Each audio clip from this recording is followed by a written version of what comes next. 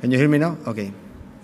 First of all, I would like to welcome you to the presentation that we're going to have this afternoon about mobility and ITS systems. We are going to present solutions from IBM and Thales, and we're going to also present solutions from ThyssenKrupp and a report from Glimworm from Netherlands. We're going to try to be strict to the agenda, so without further ado, I would like to welcome the presenter that will deliver the first presentation, that is Erik-Mar Huytema from IBM. Okay.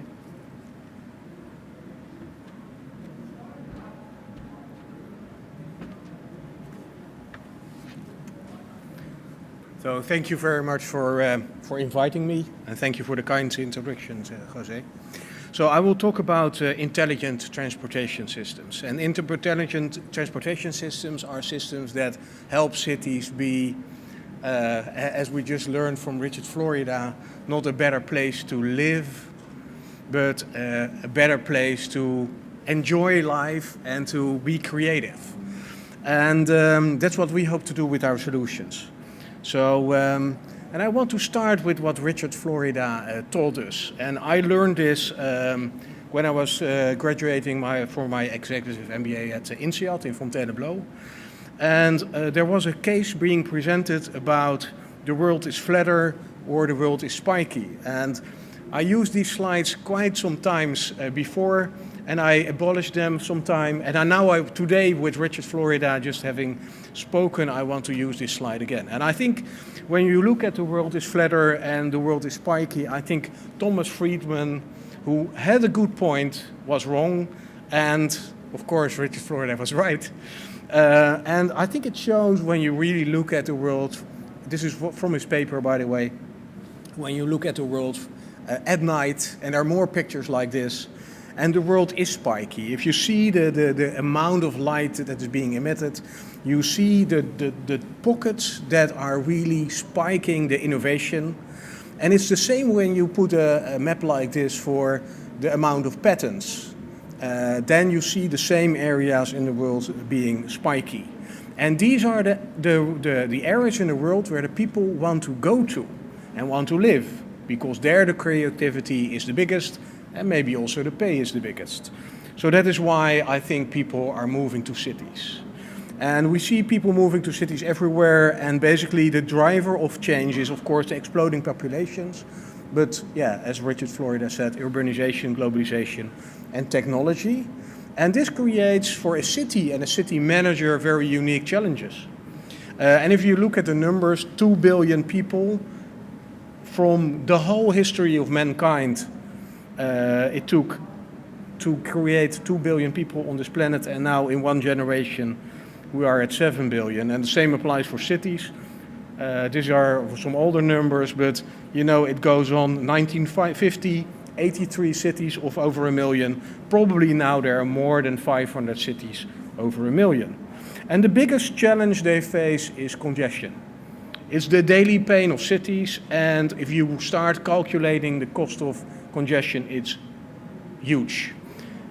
Some papers say 2% of GDP, some others say less, but I think 2% of GDP is quite right if you look at the cost of congestion also to the environment, to the health of people, etc., etc. And also the times are changing. This is a picture. My father used this booklet, the French Riviera, when we were going on traveling. We went to the south of France, here not too far away, and my father used the books. And of course, I hoped that would have been my girlfriend. Unfortunately, it was not. But now, if I talk to my children, they tell me, "Daddy, you're not using these maps, you're not using these templates. You're using WhatsApp, you're using TripAdvisor." So the world has changed. And in this changing world, we see that we have to change the way we talk about and work with transportation. And in IBM, we've developed the concept of the 3 I's. The first eye is instrumented. So we see sensors everywhere, sensors in cars, and connected cars everywhere. If you connect all these sensors together, you create the interconnected world, the Internet of Things, Internet of Cars, autonomous cars, cars driving together. And the third eye is when we bring all this information together, we can make it intelligent. That is the creativity Richard Florida, I think, was talking about, when we use what we have around us and put that to intelligent use and have creative people think about how we can use this information. Then we can create from the different data sources, we can create intelligence. And then we see cars talking to each other, sensors talking to each other, and we can predict where the traffic jams will be. We can even predict where the accidents will be before you drive, before you're there. So you can, as a city manager, as a transportation manager, you can really make sure that the accident is not going to happen.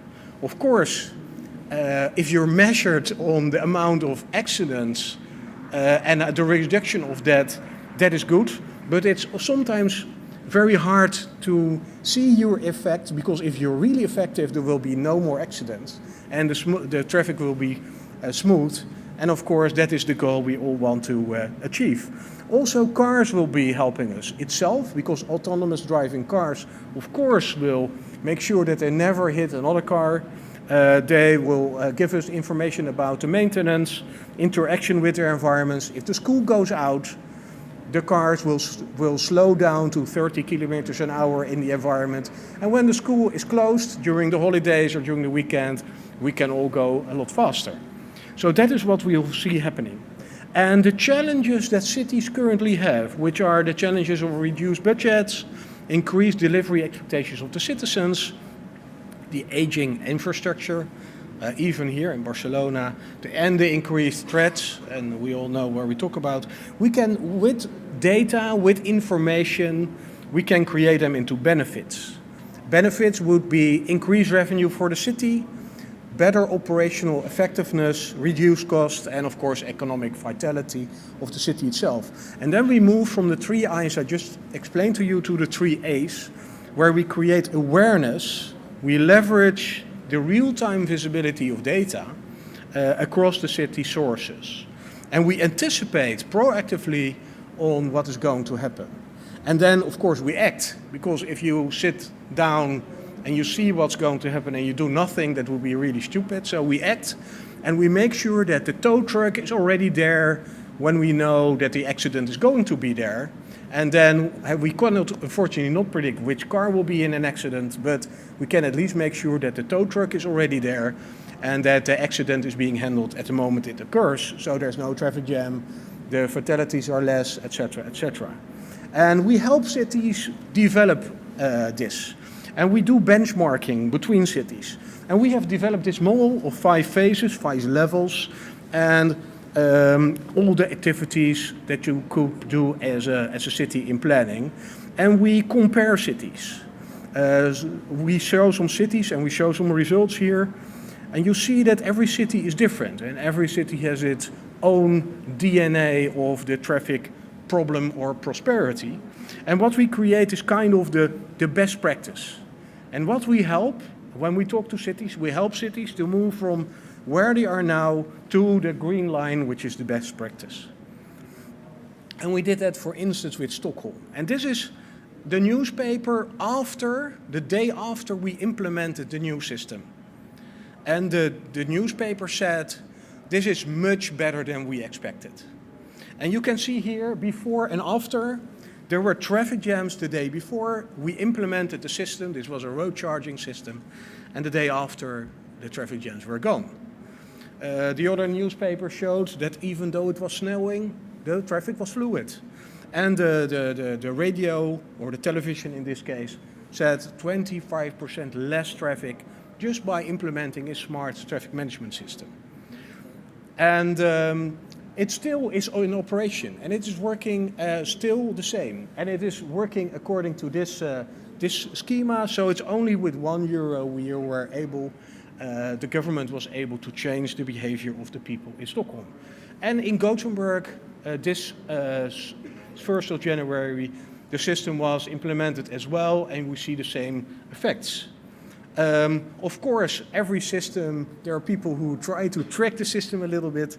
I think this person probably was a little bit drunk when he was on the top of his car trying to protect the cameras from seeing the car.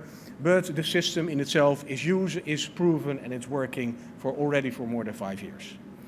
In London, we saw the same. We are currently running the congestion charging system for London, the back office of it, and we see the business impact is very good. We see that Londoners move to cycle, and I think that's a big improvement as well. In another city, in Eindhoven, we use GPS, and with this GPS system, we were able to determine that there was a different price on every road into the city, and then you change the behavior of the citizens and make sure that the center of the city is a very nice place to be. And there the creativity really grows. Even the New York Times wrote about this, and they gave this as an example maybe for New York. So basically, we were able to prove in several cities that with road user charging we could really change the behavior of the people and also create a nice form of extra income for the city itself. Some other examples. When we use the data that the cars are generating, we can predict and forecast the future. And this is on the right-hand side, you see a graph where the capacity of the road and the amount of traffic is plotted against the real capacity of the road. And then you see that at a certain moment in time, we really can predict there will be an accident because the amount of road demand is bigger than the road capacity. And then, of course, we work with cities, and this is an example of Rio de Janeiro, where we can already prepare for the emergency response after the accident, even before it happens. And data is changing. In this case, I want to show you that the data that we use for transportation is not only the factual data we see from cameras or sensors. We can predict and combine data, correlate the data, and can use the modern observational data like mobile phone tracking or citizens just making a picture of what is happening around them. Next to that, we use social media analytics, and we really do that. It's not that we will do that in the future. No, we can offer this to you right now, and we can connect cars. So we use data from the cars. Every car has more than 100 sensors. These sensors are all connected to the CAN bus, the car interface. If you put a device on the CAN bus, you can send this information to the back office to, let's say, intelligently analyze the data and make sure from this data you can create information that the city can use. We do that with the social media. Here you see some examples on how we create a dashboard. And one example I would like to show is that this is Dublin Bus. That the Dublin Bus system showed that there were 3 spots where the bus was a little bit late. And the Dublin Bus company thought, oh, we have to fix that 3 spots, the 3 yellow spots on the right-hand side of the screen. But when you really listen to the social media, Twitter, Facebook, etc., there was a bigger problem. The sentiment said there was another problem where people would miss their next connection and had to wait 1 hour. And they basically said this is much more important than a few buses running 3 to 4 minutes late. You have to make sure, Dublin Bus has to make sure that the connection can be made. And that is where we use social sentiment analysis to analyze the data and predict and use the data in an efficient way. Last slide. So to summarize, we are using the data from all sensors on the road. We are gathering this data together. We are analyzing this data through predictive systems, modeling and simulation, and using, of course, the city archives. And then we visualize this data in dashboards, alerts, that we can bring to the citizens on the smartphone, that we can bring to the mayor, so the mayor can interact with multi-city layers, not only the one stovepipe that is doing transportation, but across agencies we do the coordination and can facilitate the coordination. And we do that based on open standards, open interfaces that will make the information flow freely, and also that the creativity in the city can really use this data and go forward. That was my presentation. Thank you very much.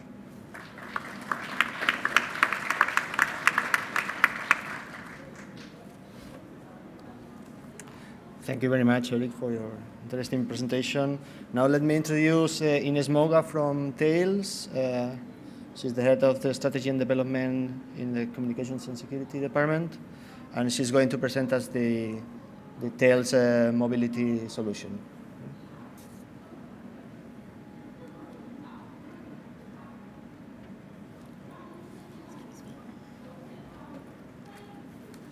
So, good afternoon. It's a pleasure to be here with you today. First, I will introduce myself and my company too. I'm Ines Moga from Thales Communication and Security. Thales is a French company that designs, builds, and provides systems and services for aerospace, defense, transportation, and security markets. I'm in charge of strategy for transport, including smart mobility and intelligent transportation system. My purpose today is to give you a brief view of our vision of ITS, and especially for integrated intelligent transport system in order to move from transport management to mobility management. One of the main problems facing cities today is to reduce congestion and traffic jam, and to make public transport more attractive in order to motivate citizens to make greater use of public transport. The challenge is increasingly today being addressed by integrated solution that brings together traffic management, parking, road user charge, ticketing. And integration helps to manage multimodal urban traffic, minimize the need to travel distance, include soft mobility option, and reduce traffic volume within the cities. The challenge is also to move from a transport management to a mobility management. That means to move from a monomodal management systems with a silo operation and services locally optimized to a monomodal passenger information and ticketing to a mobility management with a multimodal and real-time with surface traffic management, including soft mobilities, added services for citizens, and resource sharing, and so on. And the finality is to provide an integrated, connected, and sustainable transport system with a multimodal and multi-operator solution based on integrated public transport networks, smart ticketing for public transport with a single ticket across the whole networks, but also an integrated citywide transport services with passenger connectivity offers, operation intermodality, sustainability, connectivity, and so on. And technology solutions available today address the entire need of the city center traffic management, but they can only be effective when combined together to ensure the success of a city planning and transportation policy. Key features to be addressed are modularity and interoperability. When we spoke about interoperability, it's in order to provide seamless travel, for example, through urban park and ride to relieve congestion on access routes to large cities by working in surrounding area with measured parking constructed at the entrance to city, for example, with sufficient available places and with park and ride facilities to allow those driving into the city to leave their car and use public transport without any significant time loss. The second one is to minimize additional impact to users in terms of daily operation and maintenance. And we have also to address security issue in terms of road safety and shorter response time by emergency services. And it's important to have measurable improvements with a city dashboard, including global indicators such as air quality, emissions, as well as quantifying subjective improvements such as traffic fluidity and so on. So now let's take a look on Thales integration solution. Thales Smart Mobility solution is designed in order to address those all integration aspects. Thales provides today many solutions addressing the city's needs on traffic, tramway and bus fleet management system, and we also provide an integrated mobility platform or center that brings all those systems together using and at the same time integrate all data coming from all those systems in order to analyze and to have a more efficient systems. At the operational side, Thales provides, for example, multimodal ticketing, mobility planning and simulation for cities, city mobility monitoring and control, and mobility analytics too. At the other side, we address also the citizen problematics, and we provide real-time multimodal schedules, itineraries, and so on, real-time traffic information, and services like soft mobility services to have an interconnected systems and a multimodal systems. Today we have many references in intelligent transport system. The first one, we could start with Strasbourg. Thales provides intelligent transport solutions such as tram and bus priority, traffic real-time display, real-time control for ground equipment, analysis of congestion and decision-making tool, car park information, and so on. And we integrate and roll out traffic management solution in a main traffic management control loom. It's an expert system for anticipating and build-up of traffic jams, a system for road traffic lights and traffic light loops management, and traffic camera with interfaces, traffic analysis, and statistics. And citizens are able to access to a range of information, a panel of information on web portal tools, and also via application, via smartphones and Android devices. The second example I will give you today is Dubai. Thales provides integrated system for metro ticketing, parking with park and ride facilities at the Dubai airport and transport hub. We also supplied integrated and deployed airport security and providing subsystems, including access control and video surveillance that interoperate automatically. These two references give you a concrete vision of Thales' capacity to supply an intelligent transport systems which meet with cities' needs and which deals with mobility challenge. We have many examples, so come and see us in your stand. We can give you some information about the solution and about more references. So thank you for your attention.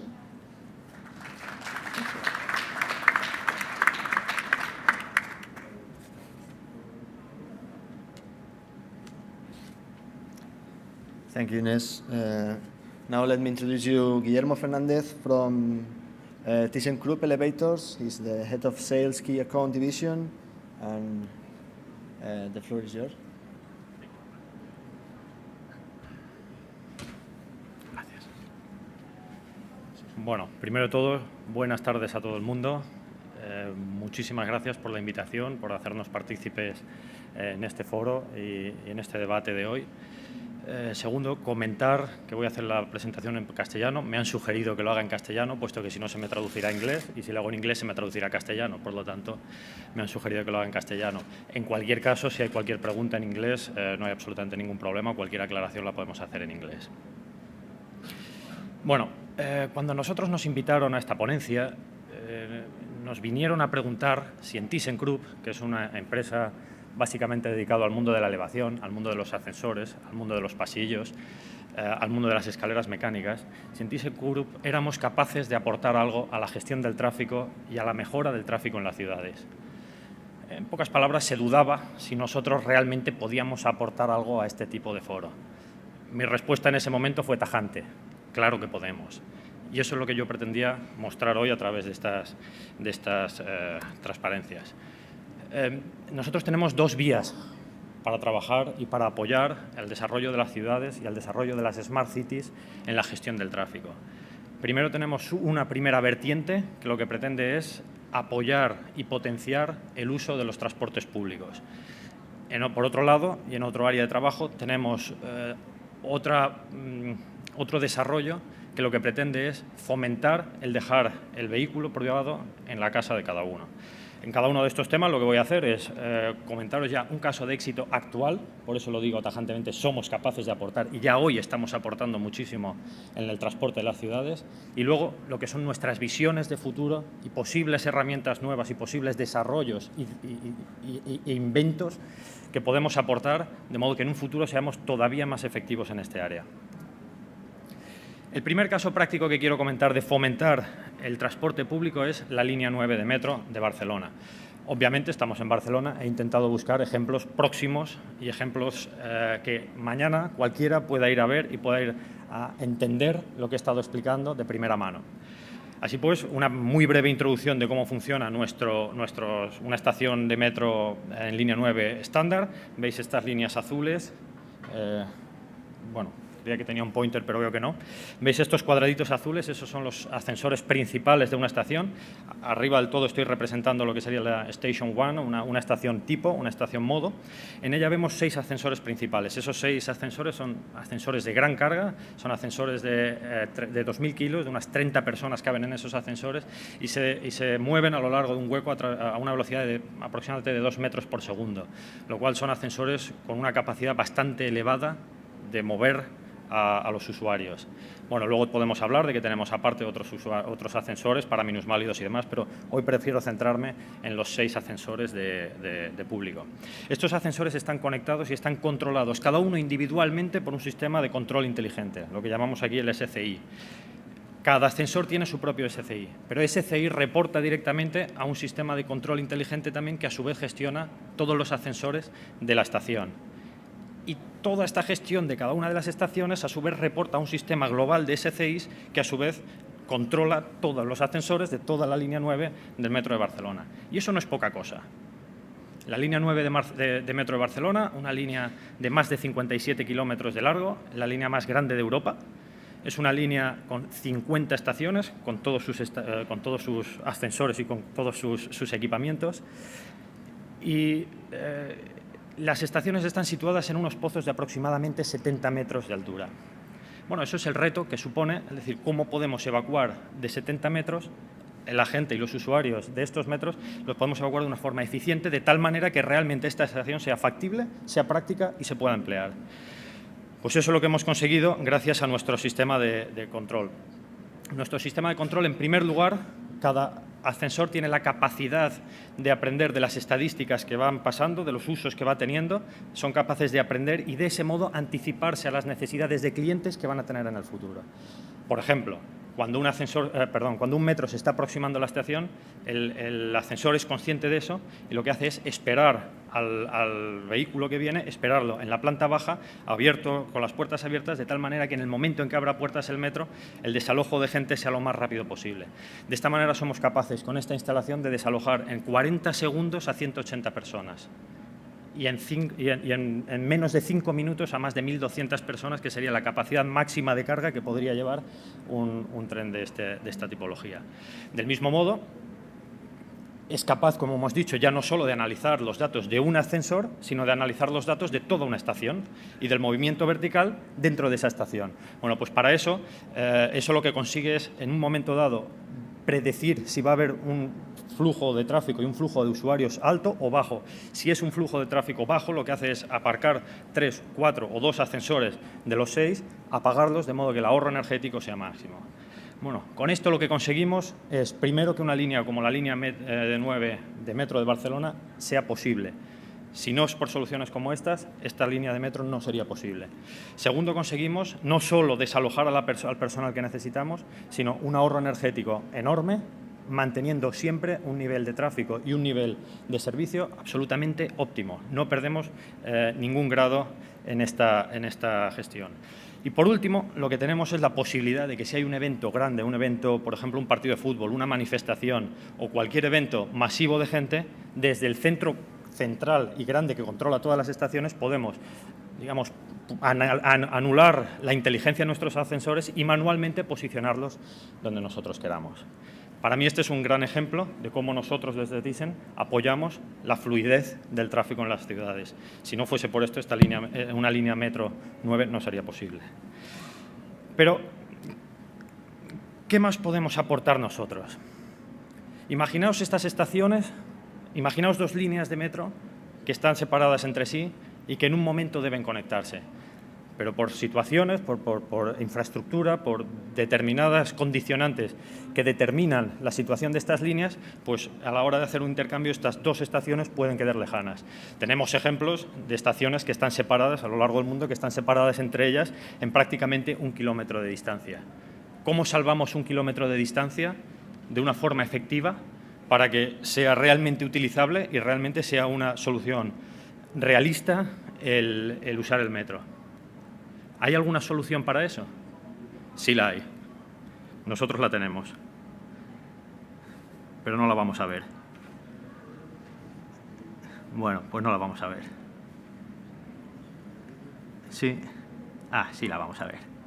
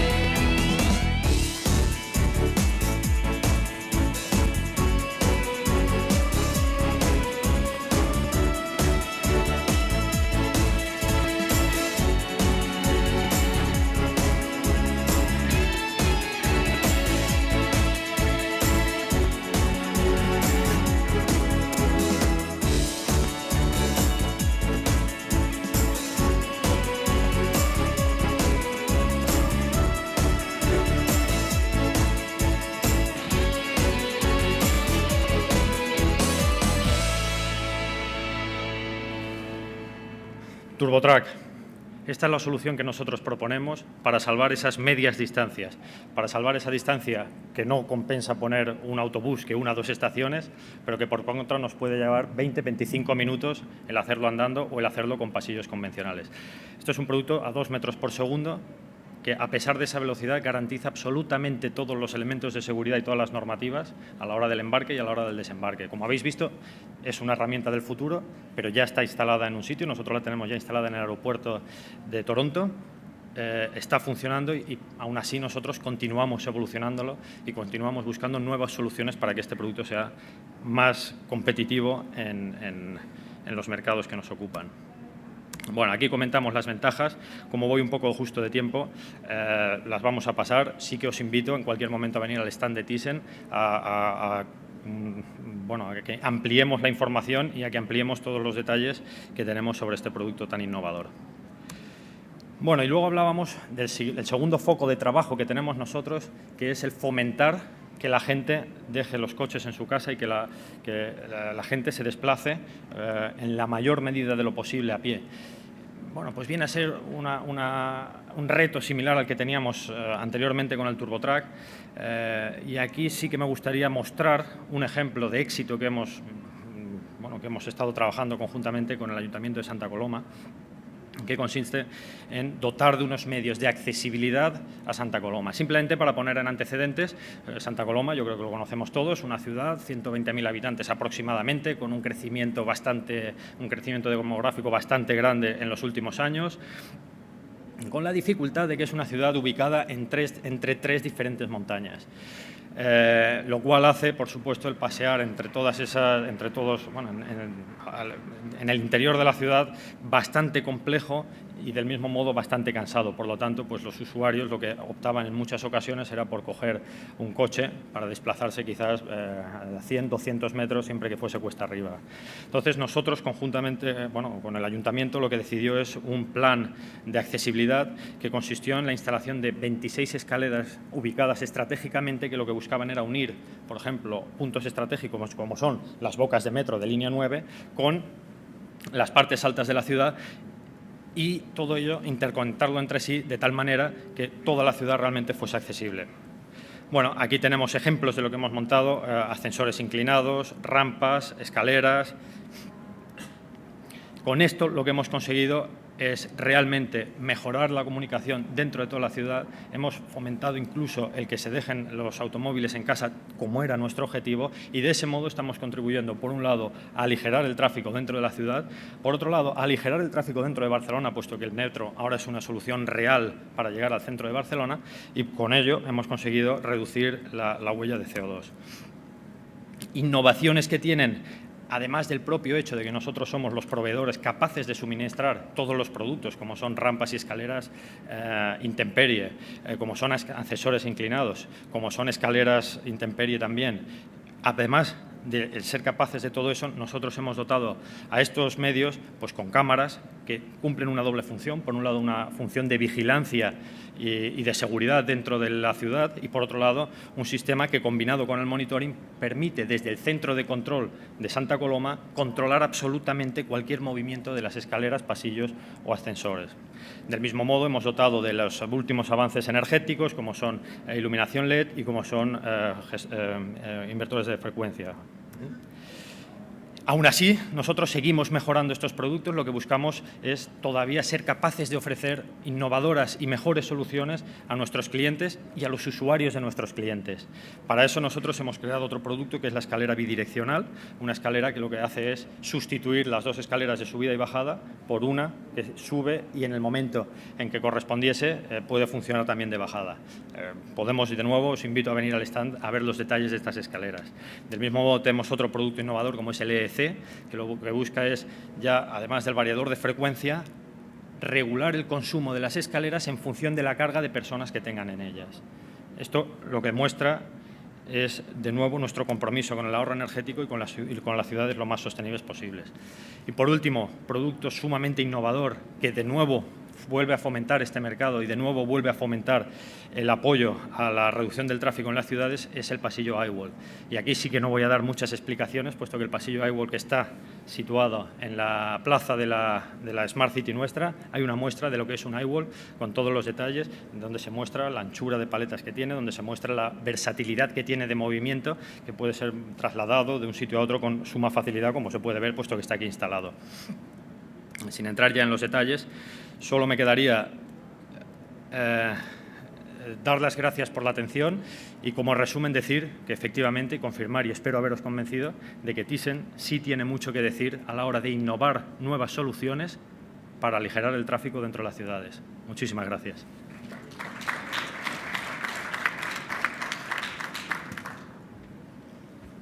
Thank you very much, Gonzalo. And now, last but not least, we have Jonathan Carter and Paul Manwaring from Glimworm, that they're going to talk about reporting that they made about multimodality. So the first.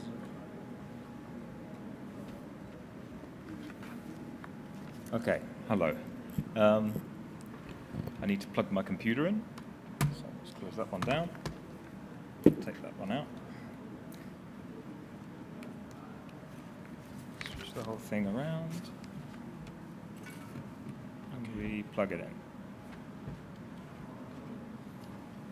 You want the placenta? No, no. I'll just stand here. It's okay. No, it's no problem. Okay. Do you see anything up there? No, no, no. It's okay. Don't worry. Okay. Hopefully the presentation will come up there in a moment. But, yeah, it is very fitting that we are the last speaker of this session because actually Amsterdam is the world's smart city. It won the title last year at this place in Barcelona. It won it for its mobility, for its use of open data in public transportation. And it is the people that won that prize gave us the assignment to look into multimodal planning. Okay, so let's actually go to the first slide, shall we? So, we are ready. Okay. Yeah, so they... it's a strange thing to put up. It's a little bit cryptic. 80-20 with the 2080 reflected down below, but you'll see what that means later on. The City of Amsterdam, the DIVV, who are responsible for public transportation, have been opening up data for several years, and they're very, very far ahead. They won the award last year, and they came to us afterwards because we're quite well known to them. We've run many mobility hackathons at Glimworm, and they said, well, we're doing everything right, but nobody has made the multimodal travel app. And this is politically something which is a kind of end goal. It seemed to be the thing that everybody should aim for. And they said, well, can you help us to understand why nobody has made it so far? So we said, well, we can do it, but we're going to have to pretend that we're writing the multimodal app in order to test whether it works or not. So we're going to write some code. They said to us, well, that means you're an IT outsourced supplier. We're not sure if we can do that. We said, well, we'll just really pretend. We'll imagine we're in a hackathon, and we'll just pretend that we do it. And they said, that's okay. So then we got the contract. We assembled a team of ourselves and a company called Braxwell, who have been helping the city for a long while in mobility, and a guy called Eric who has his own business, an independent developer, but he's also affiliated with Amsterdam as we are. And basically, if he comes first, we come second in the hackathons, and vice versa. So he's pretty good at all this mobility stuff. And we actually coded a demo, and you just see here, well, there's a couple of letters missing because my presentation didn't go well from the Mac, but we see it here.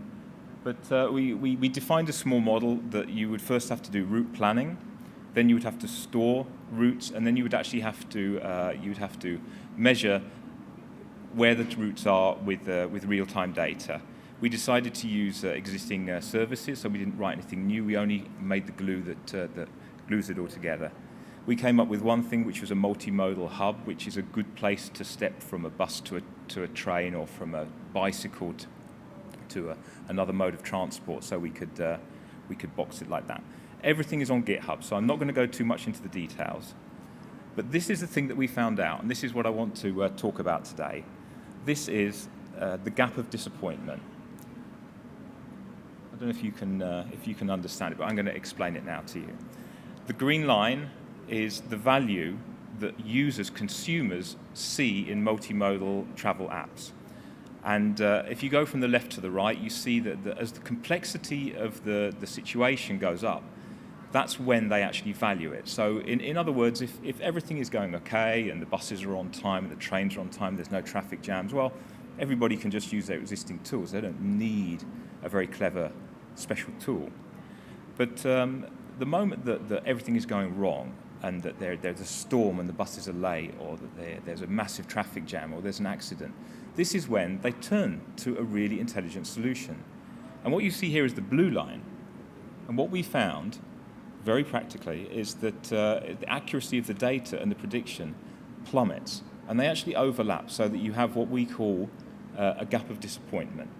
And what this actually means is that in 80% of the time, you don't need a multimodal travel planning app. In 20% of the time that you do need it, most of the time it fails.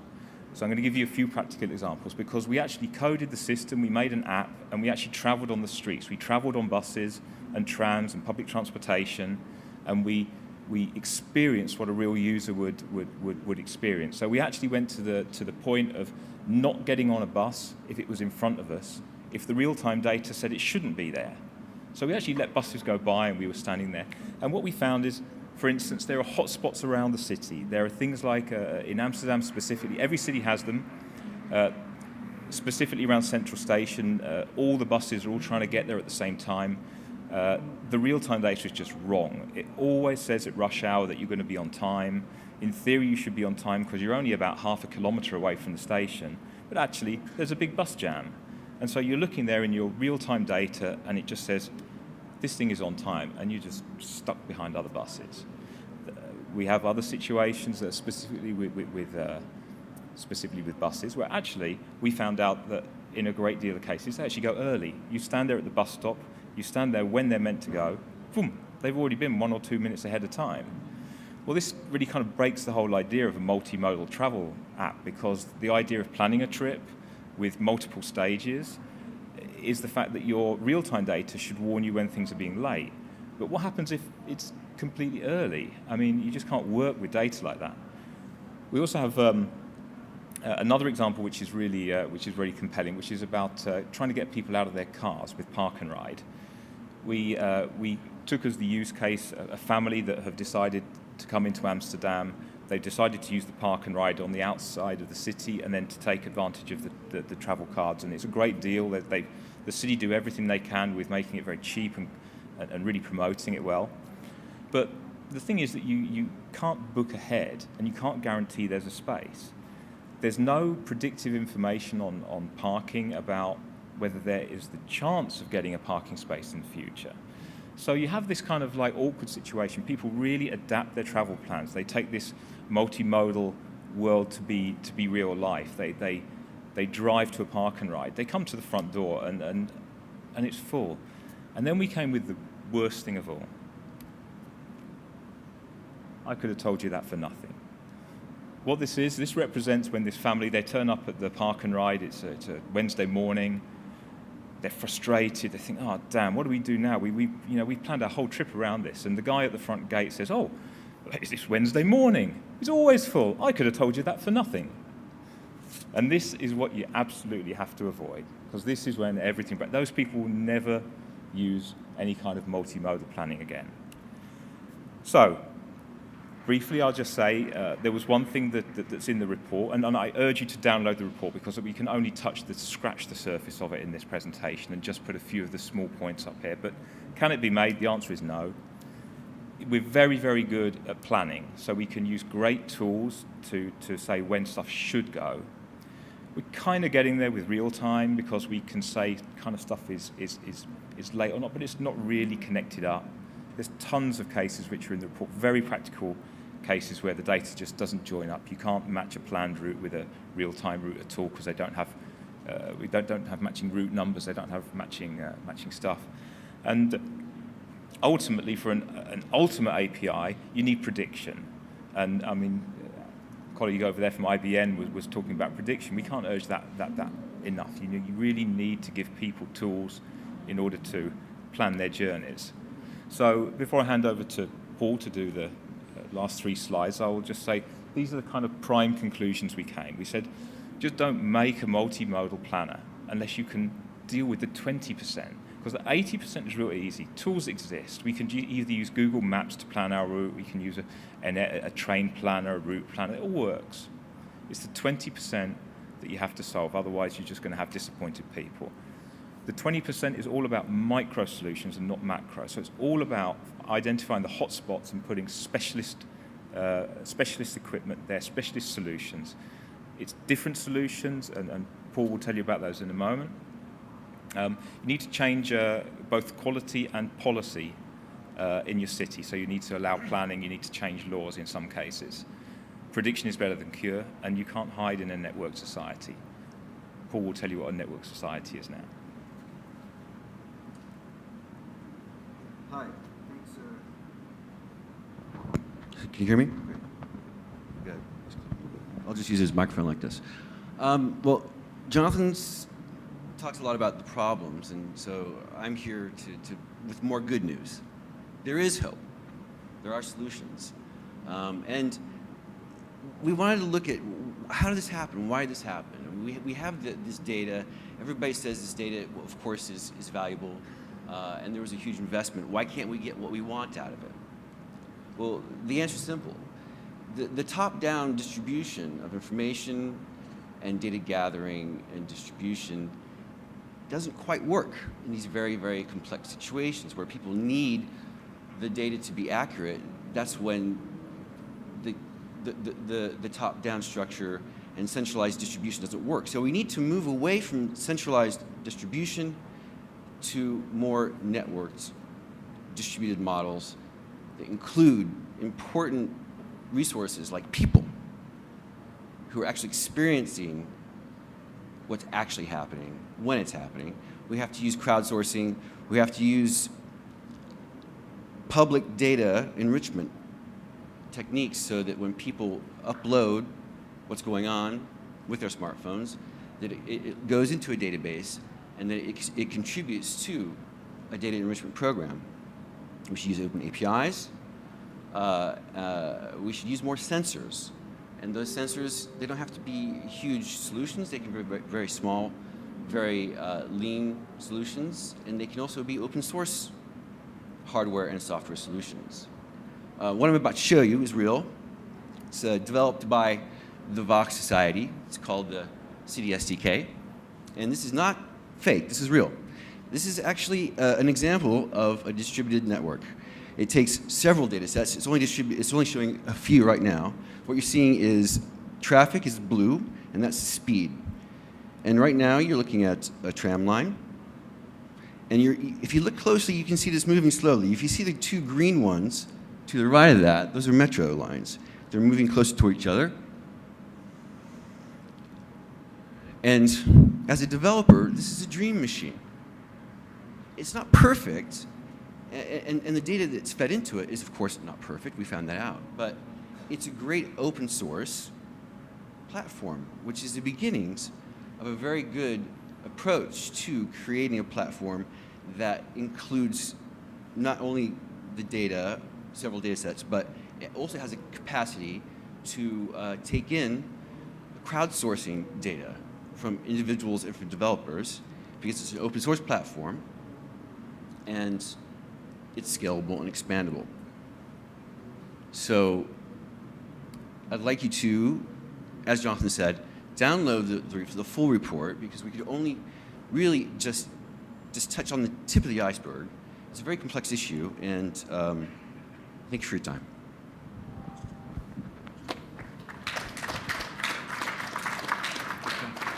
Do you want me to take that away, or leave it on? Okay, so thank you very much for the speakers. I think it's been a very interesting presentation. I don't know if we have time for question and answers. Okay, but if no one says the contrary, we can start by the question and answers. So please, if you have any questions, raise your hand and please introduce yourself. Wait a moment, they are bringing you a micro. Thank you. Hello, yeah, I'm Frank. Hi. I was wondering, you've been talking about mobility solutions, but what do you think about social solutions to mobility? For example, people taking the same car, sharing their resources in a way, maybe even decide not to go somewhere because they could use a telephone or a video conferencing or meet halfway. Are you also considering those solutions? Thank you. I think it's a great question. And of course, we should start with not traveling. The best way to eliminate traffic jams is to stay home and work from home. And that's why in cities like Amsterdam, but also in Barcelona, we see a lot of working from home solutions or working close to home solutions before you go into the traffic jam and then work from there. Video conferencing is a great tool, I think, for that. And I think the future will be that we share a car and we don't own a car. If I talk to young people, they don't even want a car, they want to share a car. In Amsterdam we have a park and ride facility, but that works well, but we also have a car sharing scheme which is based on electric cars that you share amongst the community. And we see in many cities around the world, we see a car sharing system. And of course in Amsterdam, the city of bicycles, we have a lot of bicycles. I think that is a solution. So it's not only technology. I think we did some analysis on why people in Amsterdam spend a lot of time in traffic but still are very happy. And the reason was because they use the bike and it gives a feeling of freedom. You can cycle to your work, which is a lot nicer than standing in a traffic jam for an hour. So that's maybe a solution.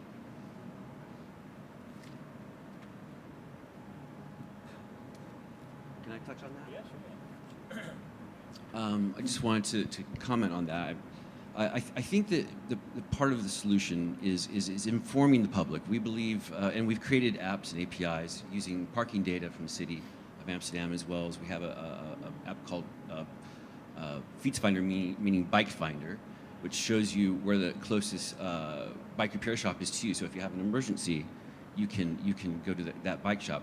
But what we decided is if you can display information or create information or find data or crowdsource data in such a way that it informs people to make better decisions, and if you make them aware of the alternatives, if they're social alternatives, then it really gives them not just the option, it gives them a compelling reason to use that alternative.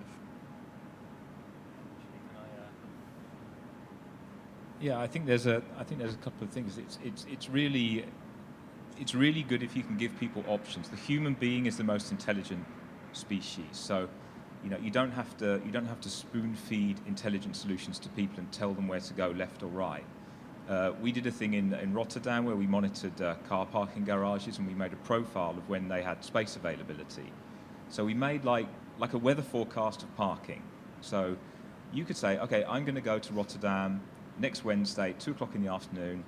Where should I go and park? Or what's my best chance of going to park? And then some people, just like the weather forecast, some people say, oh, it looks a bit difficult, I'll just stay at home.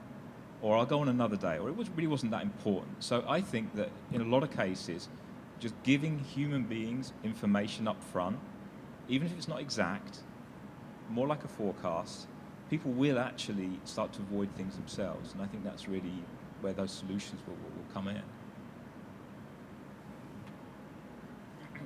Any more questions?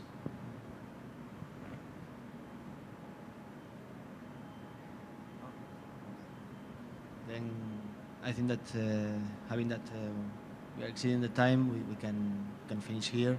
I would really like to thank you again for the presentations, and of course thank you for your attention, and have a nice stay here in Barcelona. Thank you very much.